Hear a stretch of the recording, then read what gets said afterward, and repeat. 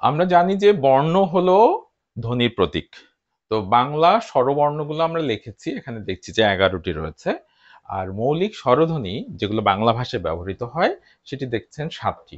অর্থাৎ ৪ টি যেই আ ধ্বনি এবং বর্ণের এটি অসঙ্গতি রয়েছে। এই বিষয়টি যদি আমরা স্পষ্ট হই তাহলে বাংলা ভাষার ধ্বনি এবং বর্ণের অনেক বিষয় আমাদের কাছে পরিষ্কার হবে। এই যে দেখুন এখানে যেই ৭ টির মধ্যে যেই ৬ টি মৌলিক স্বরধ্বনি আমাদের স্বরবর্ণমালায় রয়েছে, বর্ণমালার মধ্যে রয়েছে সেটি আমি লাল বৃত্ত দিয়ে আমি চিহ্নিত করেছি। অ, আ, ই, এ, উ, আ এ, উ এবং ও।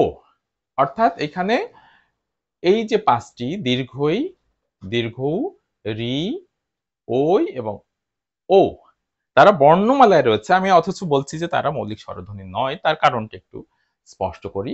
এই দীর্ঘই আসলে আদৌ মৌলিক স্বরধ্বনি নয়। এটি রস্বই যোগ রস্বই অর্থাৎ যৌগিক স্বরধ্বনি সে। একইভাবে আ দীর্ঘকার সেও আসলে রস্যু যোগ রস্যু। দুটো যোগ দিয়ে যৌগিক হলো। আর রি যেটি রয়েছে সেটি বাংলা ভাষায় আদৌ স্বরধ্বনি রূপে উচ্চারিত হয় না। সে রয় রস্যি রি এর মতো উচ্চারিত হয়। আমরা যদি বলি যে ঋণ, সে ঋণ কিন্তু সংস্কৃতে যেভাবে উচ্চারিত হতো সেটি বাংলায় উচ্চারিত হয় না। এটা রয় রস্যি ন ঋণ এভাবে উচ্চারিত হয়। ওই এটিও দুটো স্বরবর্ণের মিলন ও রস্বই এবং এটিও আপনারা জানেন ও এবং রস্যু। যার ফলে এরা বর্ণমালায় রয়েছে কিন্তু মৌলিক স্বরধ্বনি নয়। এবার আমরা মৌলিক স্বরধ্বনির তালিকার দিকে যদি দেখতে পাই তাহলে সেখানে একটি লাল বৃত্ত চিহ্নিত রয়েছে অ্যা। সেটির কারণ কি? অর্থাৎ আমরা বর্ণমালায় স্থান দিইনি কিন্তু প্রতিনিয়ত আমরা ভাষায় উচ্চারণ করছি, ব্যবহার করছি। যেমন ধরুন আ একা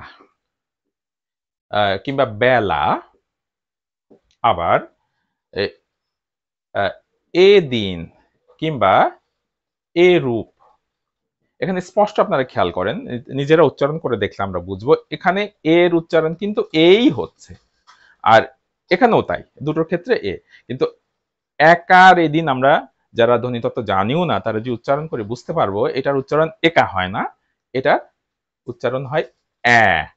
যেটি আইপিএ তে আমরা এভাবে লিখি। এখানে দেখেন যে একটু ভিন্ন চিহ্ন রয়েছে। এটাকে বলে আইপিএ, ইন্টারন্যাশনাল ফনেটিক অ্যালফাবেট। আমরা পরবর্তী কোনো ভিডিওতে আমরা সেটি আপনাদেরকে বিস্তারিত জানাতে পারবো। তাহলে বেলা, খেয়াল করেন এটা কিন্তু বেলা নয়। এটা বেলা। এই একারেরও উচ্চারণ হচ্ছে আইপিএ তে অ্যা এর মতো। অর্থাৎ সে আমরা বর্ণমালায় এরকম একটা বর্ণ আসলে আমাদের থাকতে পারত। কিন্তু আমরা তাকে জায়গা দিইনি। কিন্তু প্রতিনিয়ত আমরা এরকম উচ্চারণ করছি এবং আমরা প্রত্যাশা করি যে পরবর্তীতে ধ্বনি এবং বর্ণের আরো বিস্তারিত বিভিন্ন বিষয় আপনাদের সামনে নিয়ে আসবো। ধন্যবাদ।